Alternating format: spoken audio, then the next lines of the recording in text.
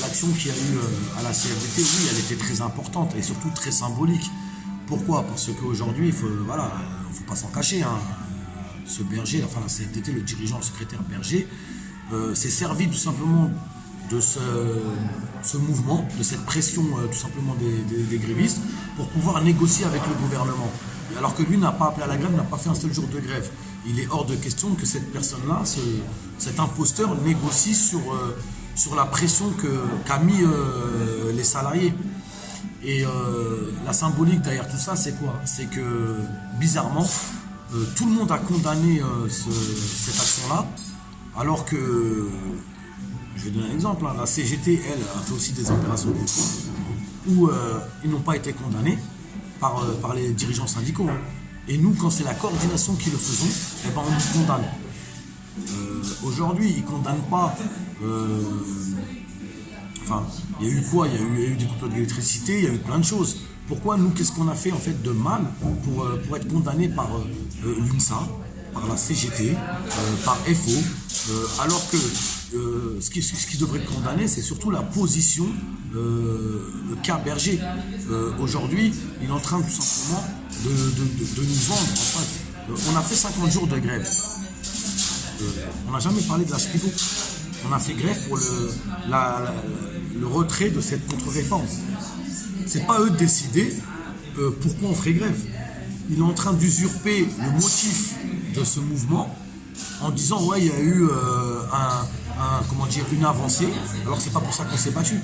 Le gouvernement aujourd'hui, par le biais de la CFDT, donc de Laurent Berger, il faut savoir une chose, c'est qu'aujourd'hui, qu'on gagne ou qu'on perd, c'est contre 71% des Français qui refusent cette réforme, contre 50 jours de grève.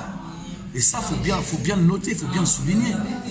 On ne peut pas tout simplement aujourd'hui dire ouais, on condamne l'action qui est la CFDT et ne pas reconnaître cette mascarade, cette position ambiguë et tout simplement, une position de traître qu'a eu Laurent Berger. Il devrait avoir la même fermeté avec la position de Laurent Berger.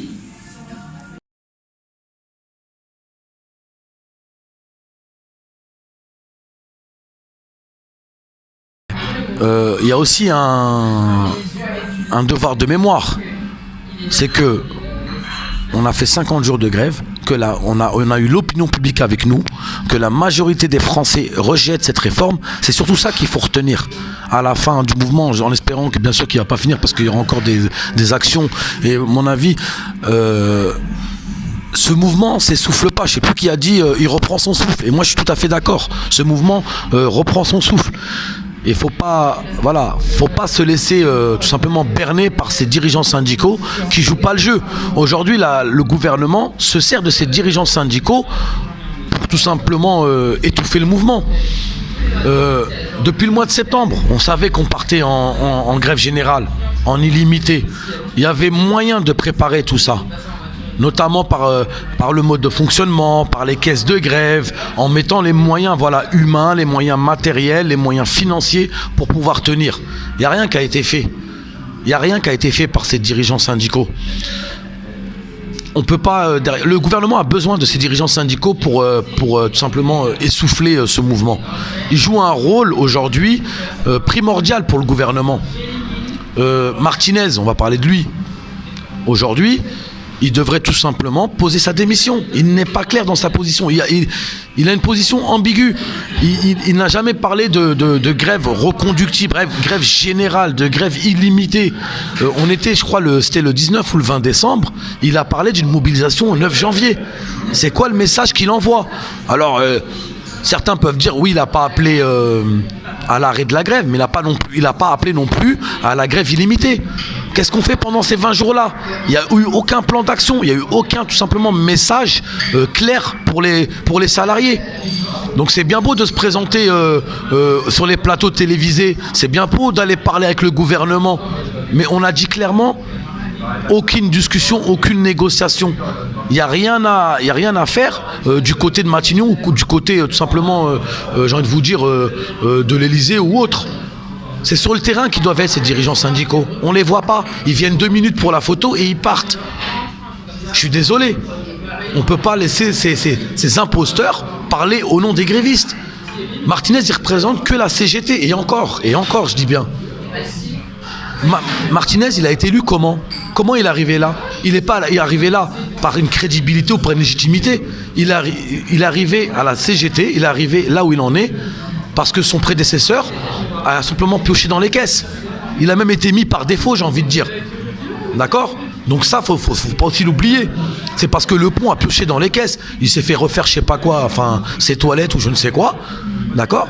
Mais c'est pour ça que Martinez est arrivé. Mais aujourd'hui, qu'est-ce qu'il a fait? Eh ben rien du tout. Il n'est pas clair dans ses positions. Alors Escure, on va revenir aussi sur l'UNSA. Excusez-moi, mais le mec, il arrive, il dit ouais, faut reprendre le travail. Mais reprendre le travail, enfin, c'est qui celui-là aussi? Il représente l'UNSA, mais l'UNSA RATP, la base, en tout cas l'UNSA Traction, avait dit clairement qu'ils allaient en illimité, qu'ils iraient jusqu'au retrait total de cette contre-réforme. Donc, comment lui, derrière, ne peut pas écouter sa base? Les dirigeants syndicaux sont au service de leur base. Et c'est pas la base qui est au service des dirigeants syndicaux. Quand la base dit qu'ils veulent aller en illimité, qu'ils veulent des opérations, qu'ils veulent des actions, qu'ils veulent des messages clairs, les dirigeants syndicaux, que ce soit FO, la CGT ou l'UNSA, doivent tout simplement retransmettre le message de la base et pas le contraire. Aujourd'hui, il y a une coupure entre la base et les dirigeants syndicaux.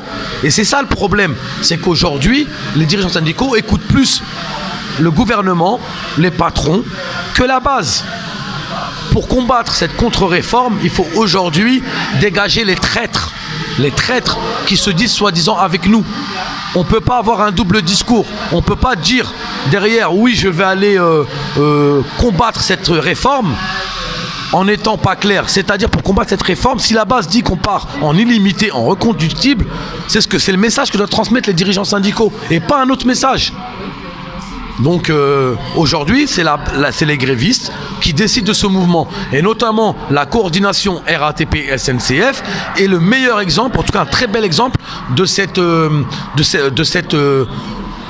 élan de grévistes qui aujourd'hui a pu faire face à ces traîtres. Cette coordination dérange les dirigeants syndicaux. C'est pour ça qu'elle a été condamnée quand elle a fait l'action de la CFDT.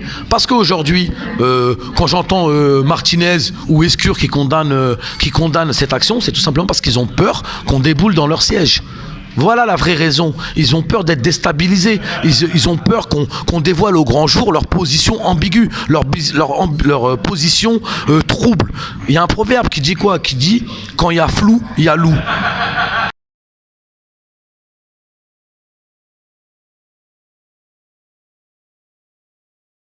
Vient aujourd'hui des trahisons syndicales, j'ai envie de vous dire, il y a un historique derrière tout ça.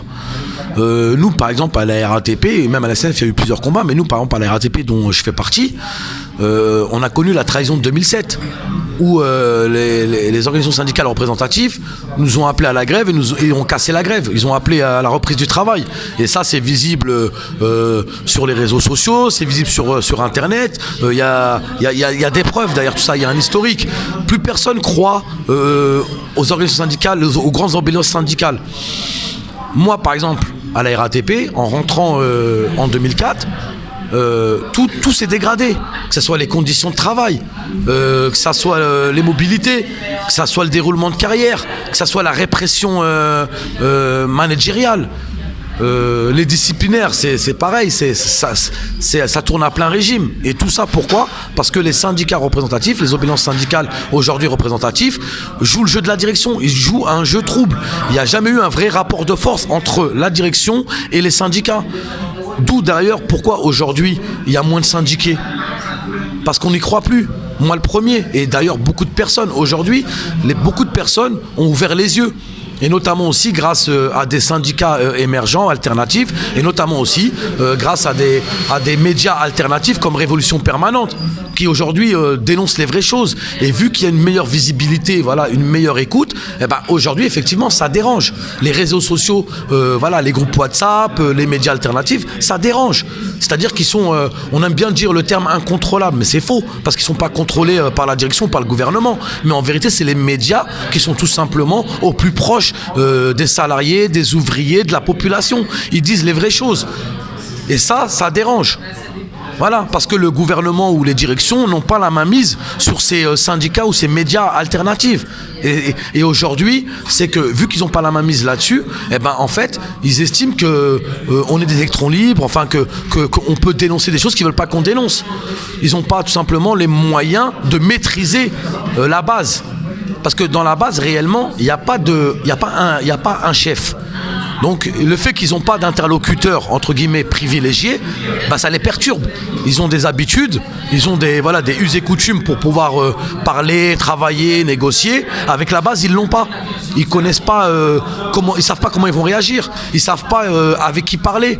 Donc ils sont perdus. Et le rapport de force commence à s'inverser. Et c'est ça leur plus grosse crainte.